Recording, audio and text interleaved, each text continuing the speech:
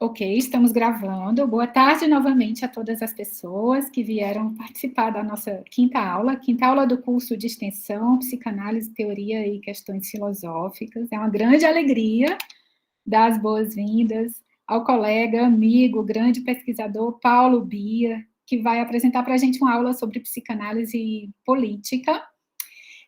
Paulo é professor colaborador e orientador do programa de pós-graduação em Psicologia Social do Instituto de Psicologia da USP, é psicanalista, é membro do Laboratório de Teoria Social, Filosofia e Psicanálise, o LATESFIP-USP, é membro da CIPES, a Sociedade Internacional de Psicanálise e Filosofia, e da Associação Universitária para Pesquisa em Psicopatologia Fundamental. Paulo é editor da Lacuna, uma revista de psicanálise, da revista Traço, e é também editor associado da revista Latino-Americana de Psicopatologia Fundamental. Paulo é autor de livros muito importantes para a nossa área, para as nossas discussões, né? O primeiro livro foi Psicanálise e Ciência, um debate necessário, saiu pela editora Blucher em 2017, e o livro mais recente, que está fresquinho, acaba de sair em 2 línguas, em português e em inglês, que é Verdade e Sofrimento, Psicanálise, Ciência e Produção de Sintomas. A versão em português saiu pela editora Perspectiva ano passado, e a versão em inglês pela Leuven University Press, também agora, né, Paulo, início desse ano. Quero agradecer mais uma vez, como faço sempre, a Luana e a Karine, as bolsistas do curso, que ajudam aqui, né, a tocar tudo. Na verdade, elas que tocam tudo. Não conseguiria fazer o curso sem elas, agradeço enormemente. A pedir, pessoal, como sempre faço também, a quem puder abrir a câmera, porque fica, né, mais simpático para recebermos nosso convidado, e dizer que o link da lista de presença já está no chat. Paulo, muito, muito obrigada por topar vir fazer esse trabalho com a gente aqui. A palavra é sua. Bom, boa tarde, pessoal. Espero que vocês estejam bem. Primeiro, eu queria agradecer o convite da Lea. Imagino que o João tenha tido uma participação nisso também, nesse convite.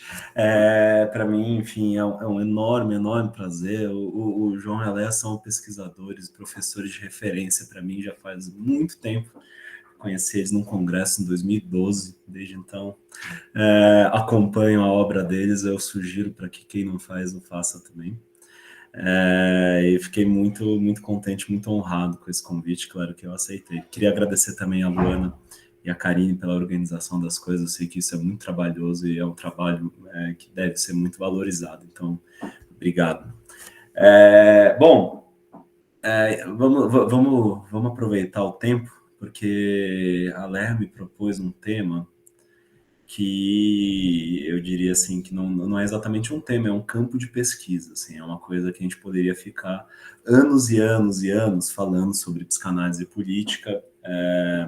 A gente poderia abordar esse tema de várias maneiras diferentes, né? Eu, nas minhas atuações, né? Quer dizer, bom, eu clinico, eu pesquiso, eu dou aula, eu oriento, enfim, eu acabo lidando com isso de maneiras muito diferentes, inclusive.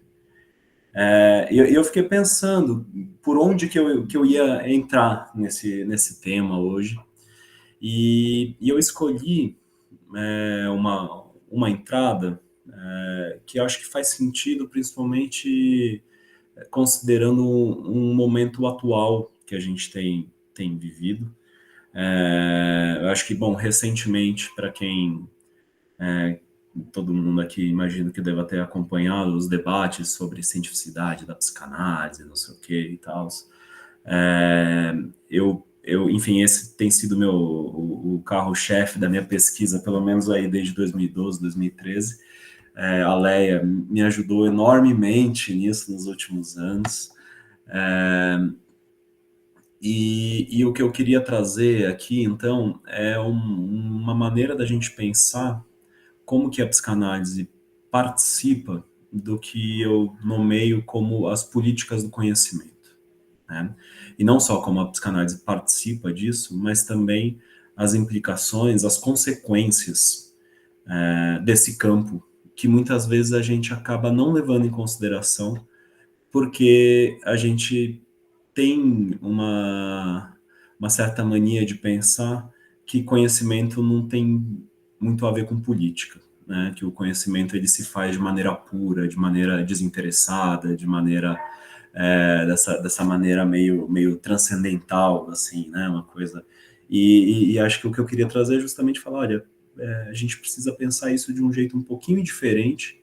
E a psicanálise, ela entra nesse campo de uma maneira muito interessante, por quê? Primeiro porque eu diria que ela faz contribuições muito pertinentes para essa discussão, mas ela mesma também pode ser entendida como uma espécie de caso dentro desse campo, né? Quer dizer, a psicanálise, bom, é isso que a gente viu, né, o ano passado, a partir da publicação do livro lá do Carlos Orsi, da Natália Pasternak, que na verdade é uma discussão que já vinha há alguns anos, um pouquinho menos amplificada, né, mas com o pessoal da psicologia baseada em evidências, mas isso é uma discussão que existe, ó, desde o começo do século passado, em relação à psicanálise, estou dizendo, né, quer dizer, essas acusações da psicanálise, se a psicanálise é ou não é uma ciência, a preocupação do Freud com esse tema, isso era uma preocupação muito grande, ou em alguns outros momentos, né, você tem a preocupação, tem uma parte que eu gosto muito, e eu fico muito sentido, não sei se vocês já tiveram a oportunidade de ler os textos do Freud sobre telepatia e transmissão de pensamentos, transferência de pensamentos, para ser mais preciso, são textos belíssimos, eu gosto muito, e era um assunto que o Freud gostava muito, e ele foi fortemente aconselhado, digamos assim, pelo Ernest Jones, que era um psicanalista inglês, que meio que levou o Freud e a psicanálise para a Inglaterra, depois foi por muito tempo presidente da Associação Internacional de Psicanálise e tudo mais, e o Jones falava para Freud, você precisa parar de falar disso, cara, você quer que a psicanálise seja considerada uma ciência, você está falando aí de ocultismo, dessas coisas, não pode. E o Freud, infelizmente, escutou o Jones mais do que ele deveria nesse caso, e ele foi, de fato, falando menos dessas coisas, mas para vocês verem como isso era uma questão importante para o Freud, né? Isso era uma questão tão importante que muitas pessoas dizem, o Freud mesmo dá alguns sinais disso, que no começo da relação dele com o Jung, tinha essa preocupação de que o Jung seria um bom representante da psicanálise, para que ela não fosse, digamos, relegada a ser considerada uma ciência judaica na época, né? Essa era uma preocupação, na época, ser considerada uma ciência judaica era um demérito, né? Essa era uma grande preocupação do Freud, e tem em diversos momentos da obra do Freud, a gente vê ele retomando essas questões, mesmo depois do rompimento dele com o Jung, ele dá algumas alfinetadas, e são alfinetadas epistemológicas, né, falando, olha, eu mantenho a psicanálise num caráter muito mais aberto do que as teorias do Jung são, e eu entendo porque isso porque a psicanálise é uma ciência, quer dizer, você vê, né, o próprio Freud meio que dando algumas cutucadas em relação à cientificidade da teoria junguiana, enfim, isso é um outro debate interessante também. Mas onde que eu estou querendo chegar com isso, né? Bom, o Freud, né, a gente pode considerar que principalmente, bom, já no final do século XIX, né, acho que tem alguns textos lá no final em que a gente vê ele plantando algumas sementinhas que depois resultariam, digamos, em certas árvores muito lindas e ao mesmo tempo muito problemáticas para quem trabalha nesse campo, problemáticas no sentido bom, assim, né? Quer dizer, trazem bons problemas para a gente, mas o Freud ele foi plantando essas sementinhas que foram colocando em questão certos pressupostos muito básicos daquilo que a gente poderia considerar como sendo os padrões, os parâmetros de cientificidade da época dele, né? E isso deixava o próprio Freud muito incomodado, né? Tem um caso do estudo sobre histeria, o caso da Elizabeth, em que o Freud fala isso, ele fala, muitas vezes enfim, eu não lembro exatamente, mas ele fala assim, eu releio os relatos que eu faço e eu vejo que eles parecem mais romances do que textos científicos. Isso me incomoda, mas ele diz, né? Mas isso não é por causa de um gosto pessoal meu, ele fala, é por respeito à natureza do objeto que eu estou tratando. Né? E aí eu acho que tem algo que eu sempre considerei como sendo uma virtude do Freud, que é de sustentar os conflitos que ele encontrava. Né? Ele não recuava frente aos problemas que ele encontrava. Né? E um dos problemas que ele encontra e frente ao qual ele não recua, eu entendo, é justamente um certo questionamento sobre a realidade, sobre a verdade. Bom, a Léa acabou de me contar que vocês tiveram aí uma baita aula sobre realidade psíquica, então eu imagino que vocês já estejam minimamente introduzidos nessa discussão, né? Mas só para dar um exemplo, inclusive um exemplo de como que esse posicionamento, eu considero, né, um posicionamento ético do Freud em relação àquilo que ele estava fazendo, fica muito evidente, né? Quando o Freud está abandonando a teoria da sedução, lá no final do século XIX, então ele escreve lá para o Fliess falando que ele não acreditava mais na teoria da neurose dele, ele começa a trabalhar com essa ideia, bom, talvez a gente fala certas coisas para os pacientes, ou os pacientes falam certas coisas, né, e que tem um efeito terapêutico, aquilo produz transformação, mas depois a gente descobre que aquilo não aconteceu realmente, né? Quer dizer, então isso era uma coisa que deixa o Freud muito inquieto, né? Na mesma época, não era só o Freud que percebia isso, né? O Freud, ele tinha uma espécie quase que de um arquirrival chamado Pierre Janet, que trabalhava com hipnose também, e o Janet, ele dizia, né, ele dizia literalmente, eu minto para as minhas pacientes e funciona. E segue vida, né? E vamos lá, e tudo mais. E para o Freud, não. O Freud, eu falo muito, mas o Freud era noinha. Ele fala, não, se mente não funciona. Se funciona, tem alguma coisa da ordem da verdade que está operando. Né? A questão é, como que a gente está pensando a verdade, se a gente está pensando a partir dessa ideia, quase que uma ideia pragmática da verdade, né? Quer dizer, bom, tem verdade se funciona, né? Tem alguma coisa aí que acontece. E o Freud vai ficar às voltas com esse problema por muitos anos, muitas décadas, e se é que resolve isso. Né?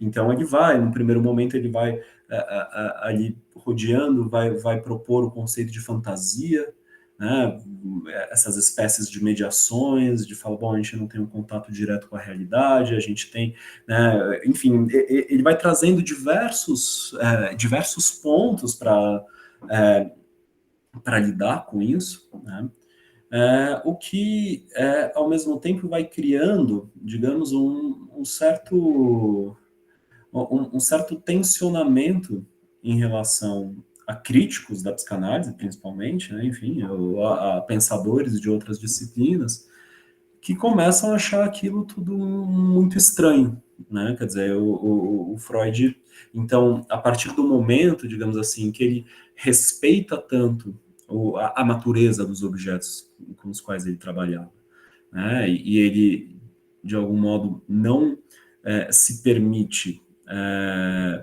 ultrapassar os limites que, se ele ultrapassasse, ele perderia justamente as características principais daquilo que ele estava tratando, daquilo que ele estava trabalhando, né?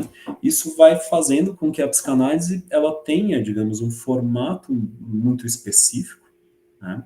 No limite, a gente pode pensar isso em relação às considerações que o próprio Freud fazia sobre como que a gente aprende psicanálise, como que a gente se forma psicanalista, né? Quer dizer, tem em 1916 e 17, o Freud dá o que a gente conhece como as conferências introdutórias de psicanálise, são conferências que ele deu para estudantes de medicina.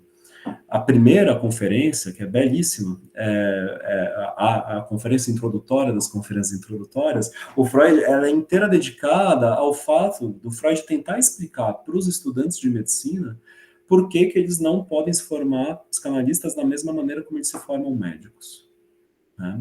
E basicamente ele está falando, olha, tem o tripé psicanalítico, não sei o quê, né? Hoje em dia a gente repete muito isso, mas o ponto do Freud, quando ele está falando, olha, por que a gente não pode, não funciona igual? Porque para você se formar psicanalista, você precisa fazer análise, né?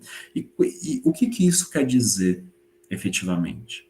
Quer dizer, bom, isso quer dizer que, bom, a gente pode estudar a psicanálise, né? Pode, né, ter um conhecimento extremamente profundo do cânone psicanalítico, né?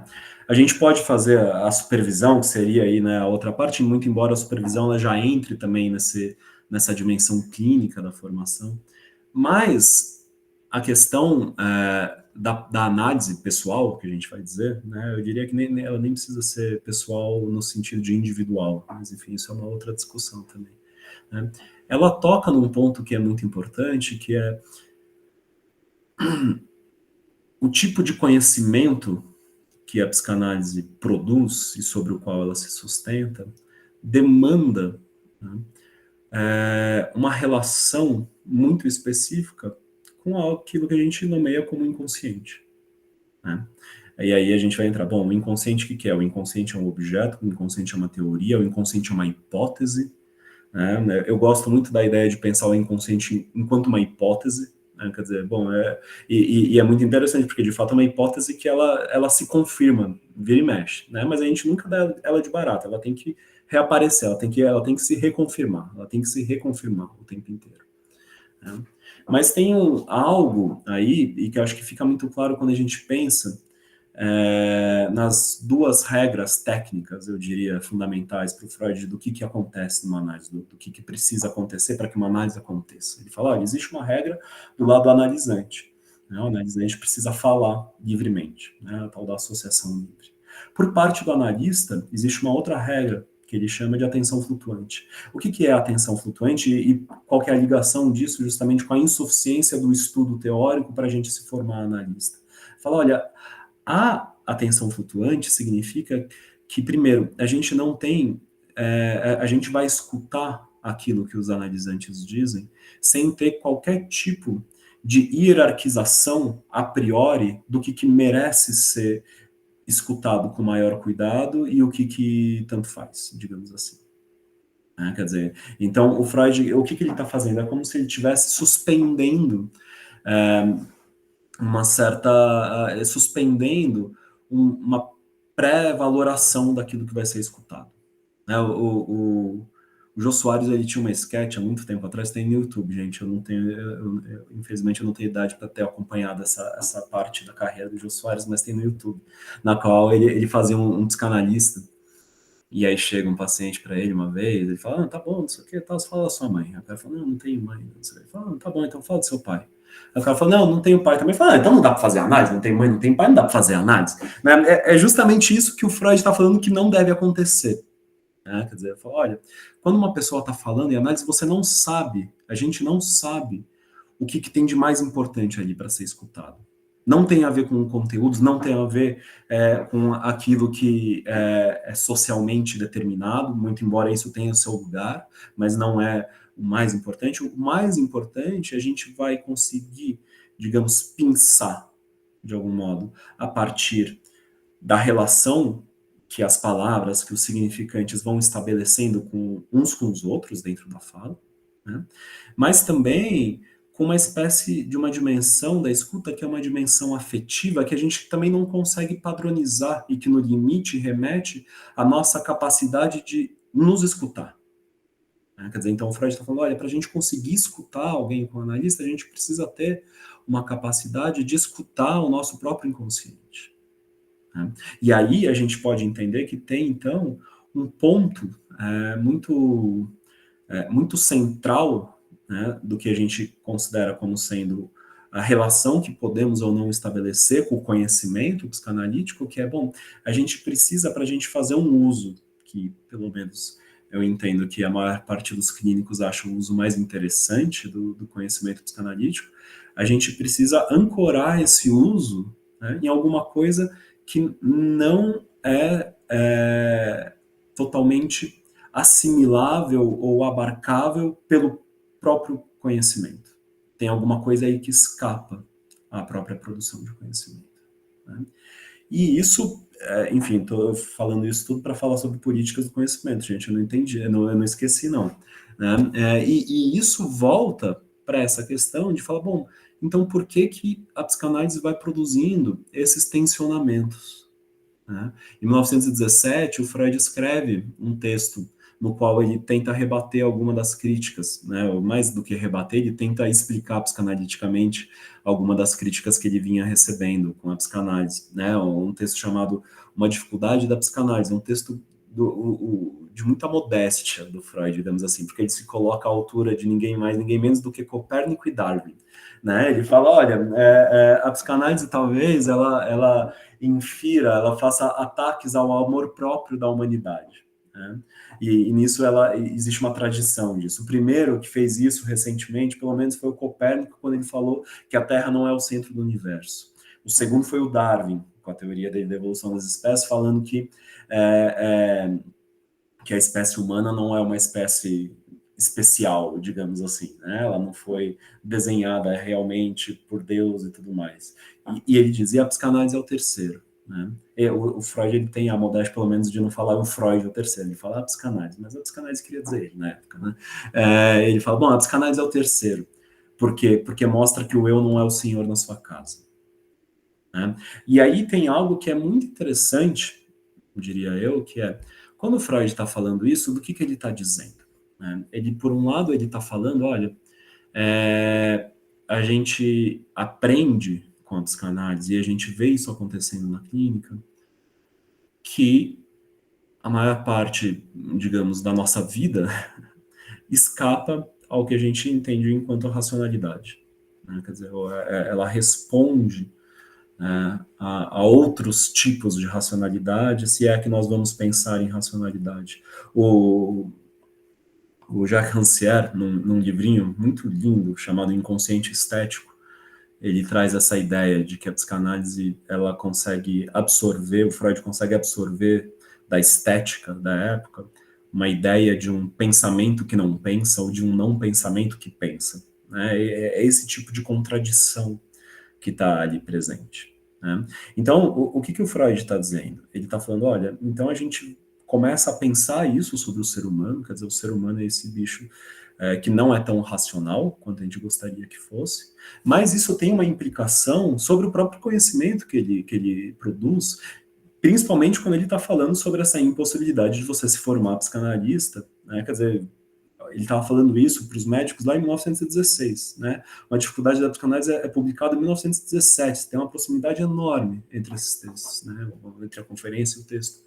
Ele está falando, olha, existe algo do próprio conhecimento, né, que de alguma maneira a gente só se apropria dele fazendo, né, com nós mesmos e com outros, e mesmo fazendo, a gente não é capaz, digamos, de sistematizar, de falar, bom, então de reduzir isso a prescrições técnicas, digamos assim. Isso produz problemas, isso produz rebuliço, né? Quer dizer, isso produz um dos conceitos, por exemplo, em que é mais que isso é um ponto muito central e que é um dos conceitos mais mal entendidos da psicanálise, na minha opinião, é o conceito de resistência, né? Quer dizer, muita gente vai falar, uma resistência quando o analista não quer perder a razão, e ele fala que o analisante está resistindo, né? E não são pessoas bobas que falam isso, né? Quer dizer, tem grandes críticos da psicanálise, da cientificidade da psicanálise, vão imputar o conceito de resistência e uma possível circularidade do pensamento psicanalítico e falar que isso é problemático, e não é difícil falar, olha, eles não entenderam muito bem o conceito de resistência, né? Por exemplo, por quê? Porque o conceito de resistência, né, ele está ancorado nessa ideia de que tem alguma coisa que se escuta do analisante que faz com que a gente decida ali na hora, né? Quer dizer, se é algo de resistência ou se é um erro do analista ou alguma coisa assim. O Freud fala isso, né?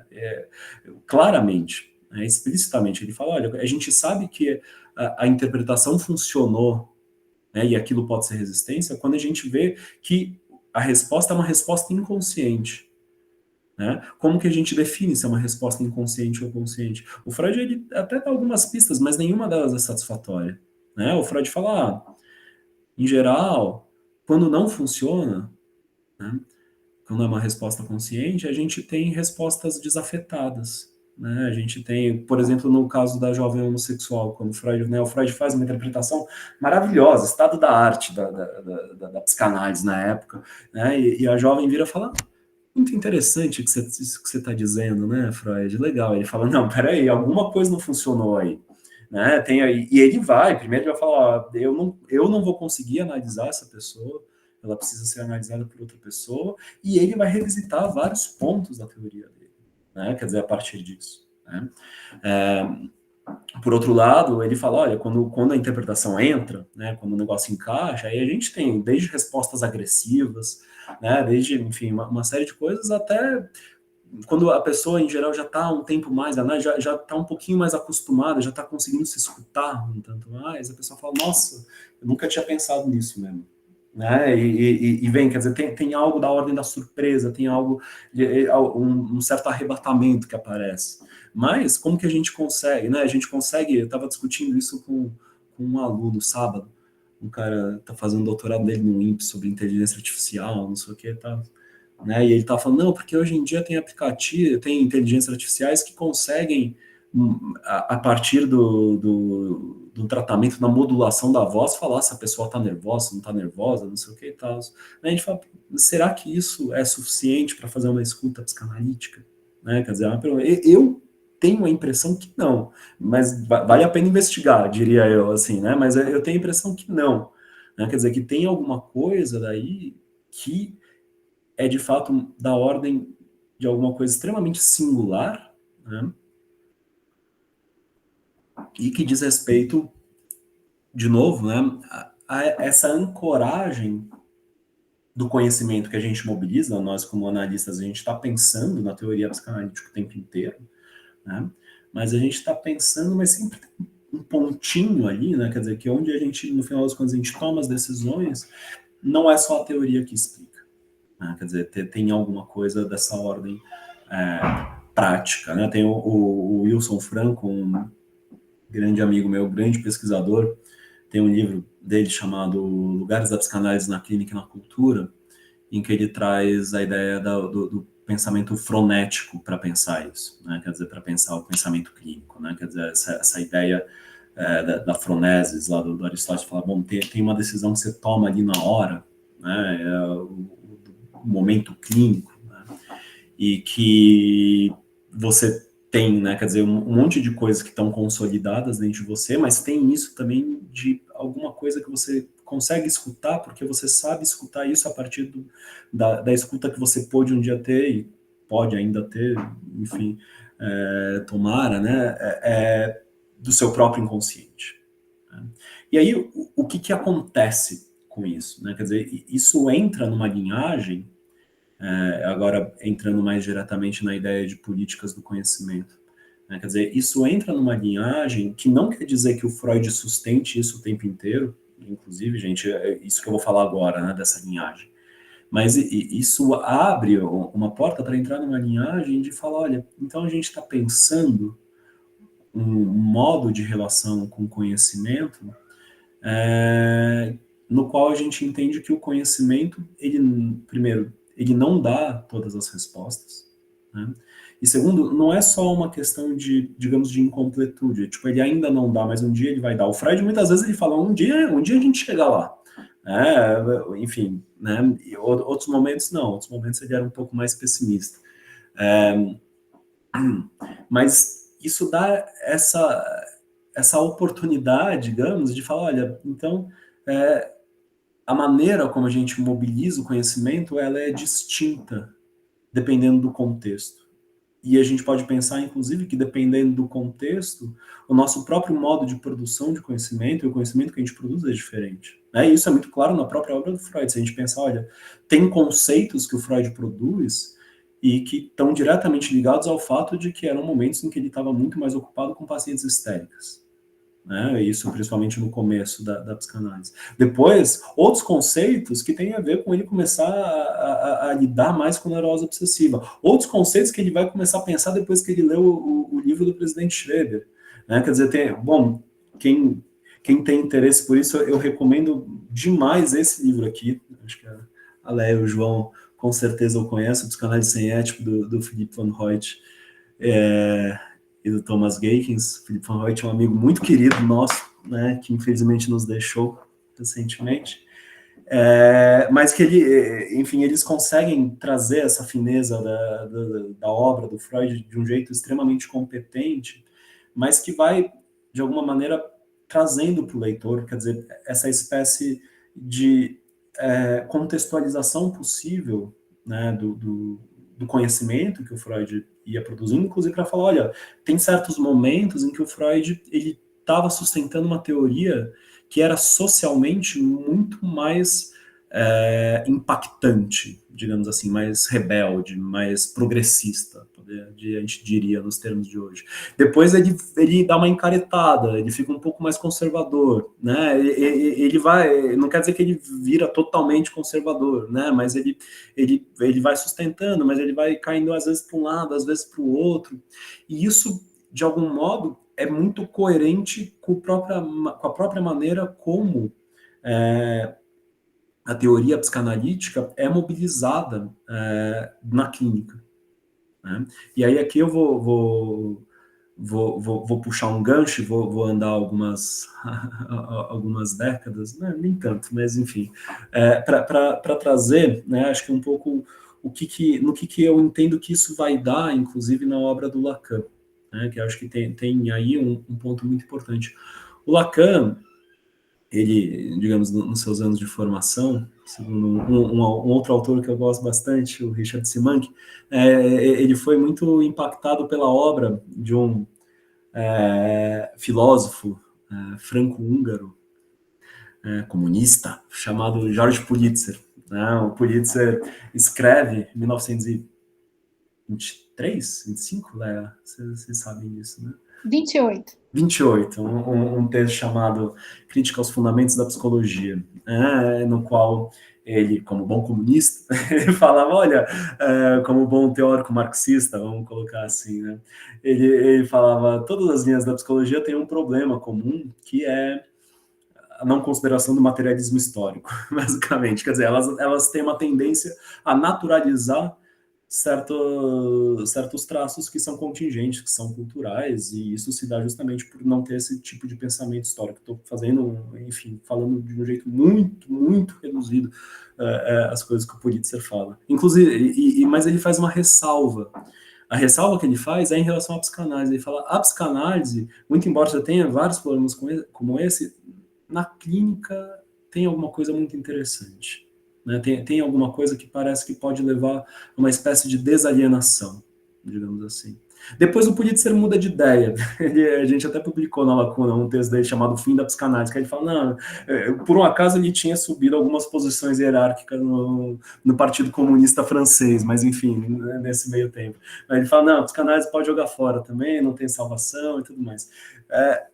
Eu não sei se esse segundo texto caiu na mão do Lacan, mas o primeiro, enfim, felizmente caiu, e esse texto ele vai ser um ponto muito fundamental no tal do retorno ao Freud que o Lacan faz. Por quê? Porque esse retorno ao Freud, a gente tem uma tendência a ler esse retorno como algo, de novo, né, muito conceitual. O Lacan falou, olha, né, a gente consegue ler o Freud de outra maneira, a gente tem agora o estruturalismo, enfim, eu tenho lido alguns autores que têm falado muito da influência da cibernética no pensamento do Lacan nesse momento, é uma coisa bem interessante também, enfim, tem várias coisas aí, né, mas tem um ponto que o Lacan está discutindo ética e política nisso.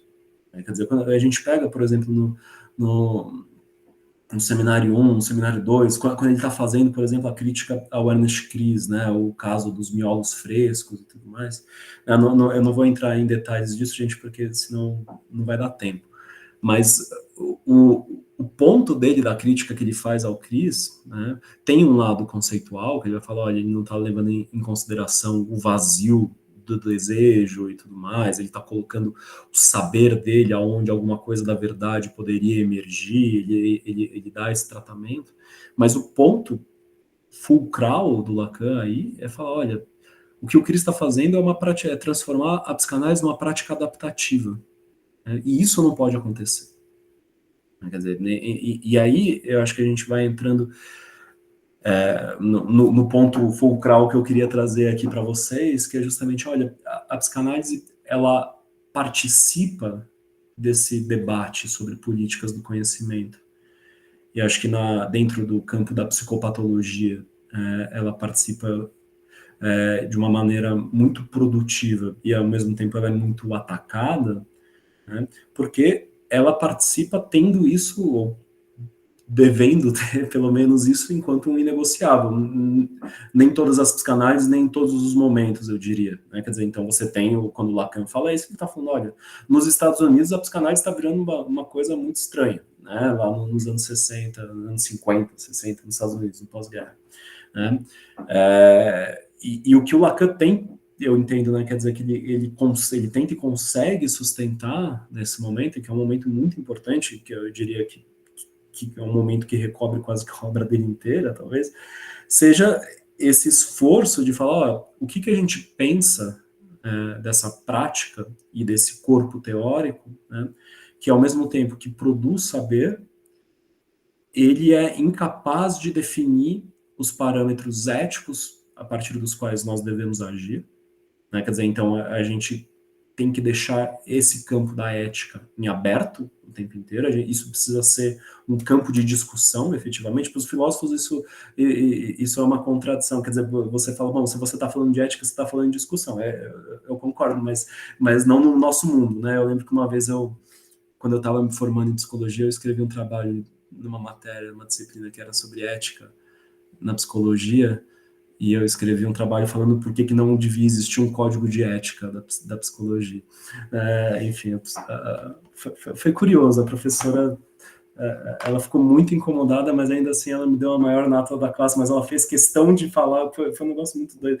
Ela falou, não é que eu tenha achado bom, mas foi o melhor trabalho da sala. Então ela me deu... Enfim, eu entendi isso como um duplo elogio na época, eu continuo entendendo dessa maneira, mas enfim, né? Essa ideia de que isso vai ser muito central, né, na psicanálise, que fala, olha, a gente não sabe o que é bom para o outro, né? Quer dizer, a gente não sabe. E isso, eu entendo que a gente consegue encontrar isso no Freud. Né? O Freud, quando ele vai falar sobre eficácia da clínica, né, ele tem muita dificuldade. Né? Principalmente quando ele vai falar assim, uma análise, para que funciona uma análise, para que serve uma análise. Né? A frase dele mais famosa, né, que o pessoal gosta mais, é quando ele fala que a análise serve para transformar a miséria neurótica em infelicidade comum. Né? Quer dizer, que de fato não quer dizer muita coisa. Né? A outra, que alguns traduzem como análise serve para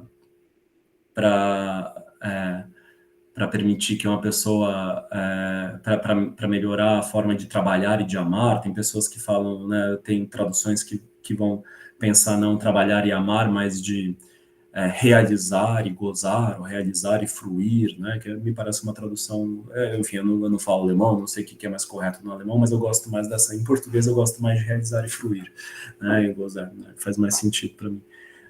Mas também é extremamente amplo.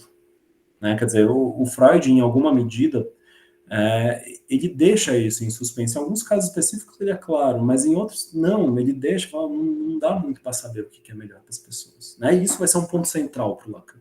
Né? Quer dizer, não dá para saber. Isso é um debate ético e, inclusive, é um debate ético que precisa retroceder para a gente pensar se a gente precisa, se o analista efetivamente precisa saber. Né? Quer dizer, os analistas têm que debater o que é melhor para os pacientes e definir isso, e aí aplicar, e já falar, não. Né? Quer dizer, quem vai saber disso efetivamente é o analisante, não é o analista. O que é melhor, o que é pior para ele, enfim, se isso ainda, inclusive, vai continuar sendo uma questão relevante e tudo mais. Mas mais do que isso, existe algo de pensar, olha, quando a gente está falando sobre produção de conhecimento, né, em alguma medida, a gente está sempre trabalhando com uma certa ideia do que é melhor, do que é pior. Né? Quando a gente pega, né, esse campo da filosofia da ciência para estudar. Uma das coisas que são mais debatidas olha, você tem, em determinados momentos da história, isso fica muito claro, você tem teorias concorrentes e você precisa escolher uma ou outra. E em várias vezes, né, quer dizer, vários desses debates falam, você não tinha critérios epistemológicos definitivos para justificar por que a gente escolheu uma teoria ou outra.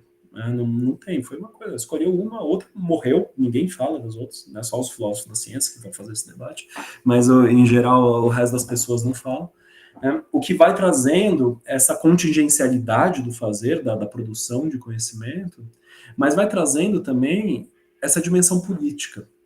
Quer dizer, essa dimensão política, e aqui eu vou trazer a definição de uma autora que eu gosto muito, da Isabel Stengers, né, ela tem um livro, enfim, ela tem vários livros fantásticos, mas tem um livro que eu gosto pessoalmente, apesar de ser um livro extremamente mal traduzido para português, enfim, é um livro chamado Políticas da Razão. Né? Nesse livro, a Stengers, ela basicamente fala, olha, por que se tem uma coisa que é constante na filosofia da ciência, é a tentativa de definir em parâmetros epistemológicos ou metodológicos, enfim, o que é ciência e o que não é. O que a gente chama de demarcacionismo científico. Né? Essa separação, bom, isso é ciência e aquilo não é ciência.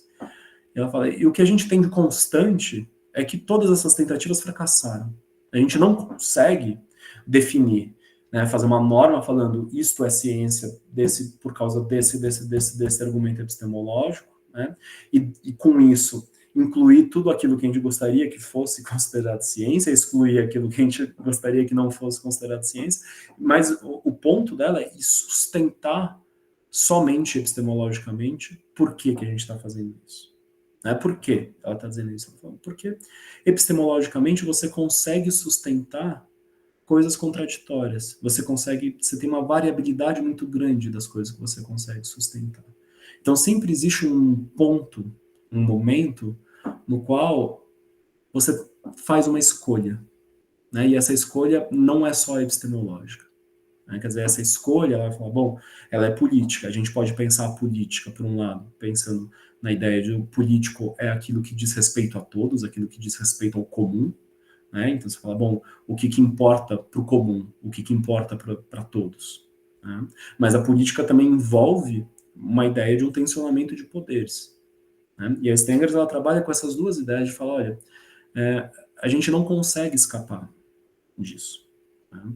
O Ian Hacking, que é outro autor que eu gosto bastante também, ele tem um texto que ele fala, olha, entre todo o debate sobre o que é necessário, o que é contingente no conhecimento científico, tem um ponto que a gente consegue chegar que fala, olha, as perguntas elas são sempre contingentes. Não existe pergunta óbvia. Né? Quer dizer, a gente sempre tem um motivo para achar que uma pergunta ela é pertinente, que uma pergunta ela é interessante. O Hacking fala de perguntas vivas. Né? Quer dizer, as perguntas elas são vivas em um determinado momento, num determinado lugar, em outro não são. Né? E isso a gente vê com muita clareza no campo da psicopatologia. Né? Quer dizer, só a gente vê, por exemplo, a ligação, a relação da psicanálise com a psiquiatria hegemônica, digamos assim. Quer dizer, você fala, a psicanálise se pergunta até hoje sobre a histeria, por exemplo.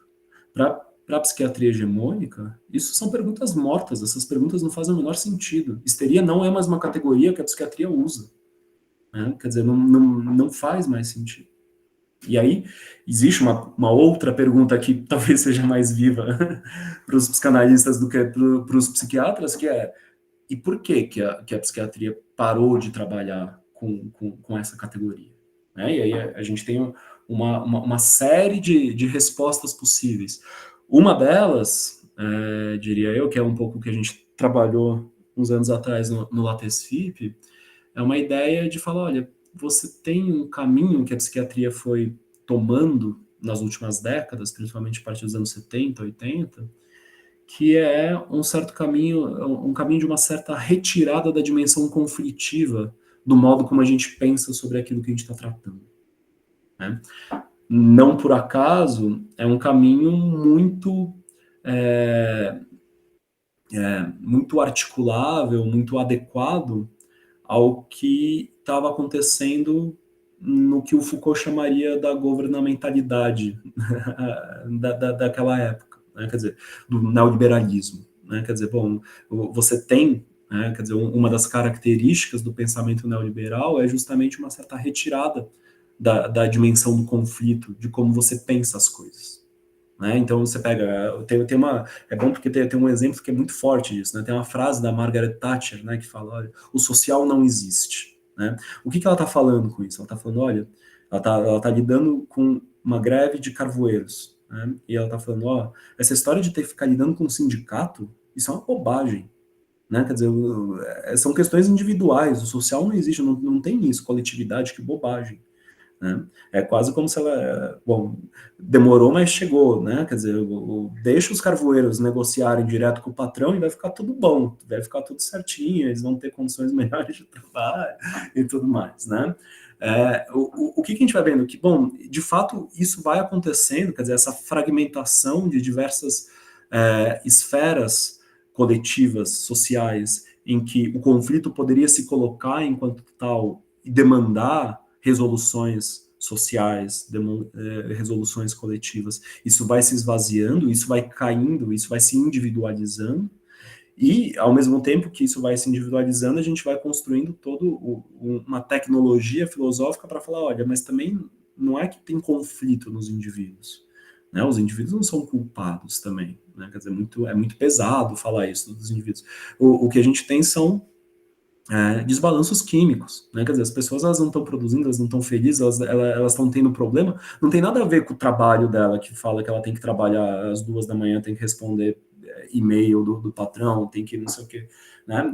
É uma questão só de você encontrar um certo balanço químico e fica tudo bem, né? Quer dizer, daí vem essa ideia que a gente discutiu bastante no Lotus Flip, que é como parece que o neoliberalismo, no final das contas, é uma forma de gestão do sofrimento.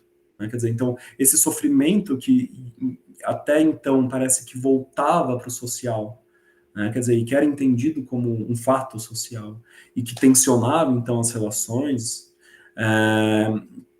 esse sofrimento, ele vai sendo, digamos, individualizado e vai efetivamente saindo, inclusive, da ideia de indivíduo.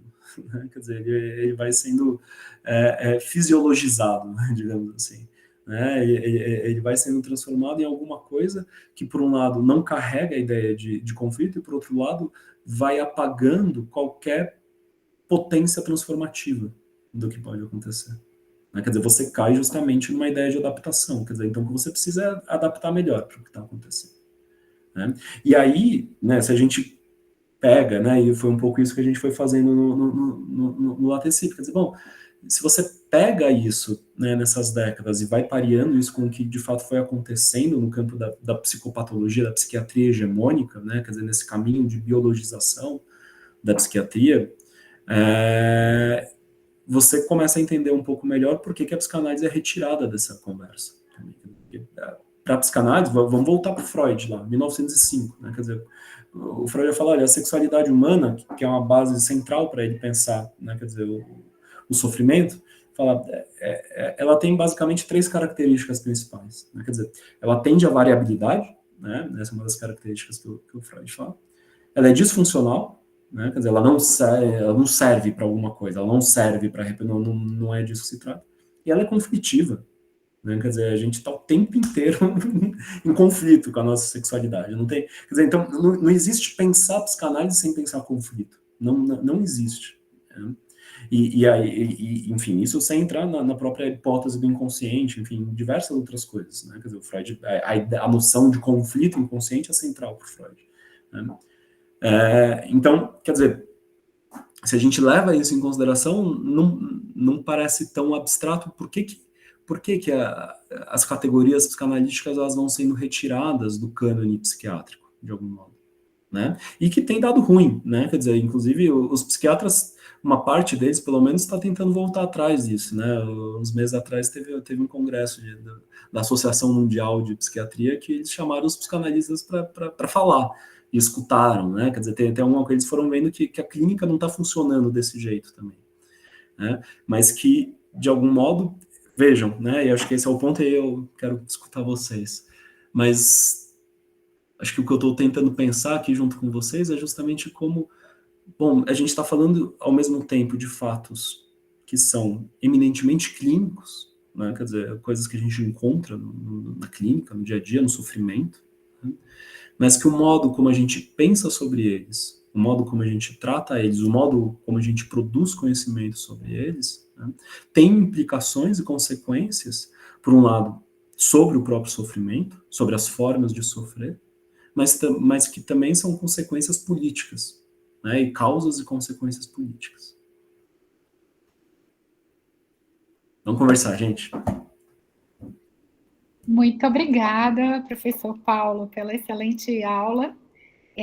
Eu vou pedir para a Karine interromper a gravação, não sem antes lembrar que o nosso próximo encontro é no dia 13 de maio, com a professora Aline Sanches, e o tema Pulsão de Morte no Pensamento, de Gilles Deleuze. Então, a gente vai passar agora para a nossa conversa, temos aí uns 30 minutos para isso, mas após interromper a gravação. Karine, por favor.